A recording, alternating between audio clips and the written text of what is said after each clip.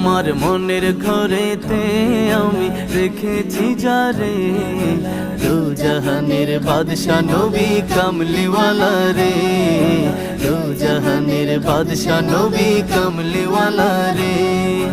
আদি পিতা আদম যখন মুসিবতে পড়ে, ওদের নবীর উসিলাতে আল্লাহ কবুল করে। আদি পিতা আদম যখন মুসিবতে পড়ে, ওদের নবীর উসিলাতে আল্লাহ কবুল করে।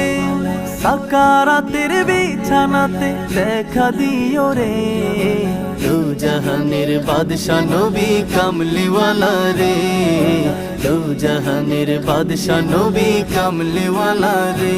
আমার মনের ঘরেতে আমি রেখেছি যারে, দু জাহানের বাদশা নবী কামলিওয়ালা রে।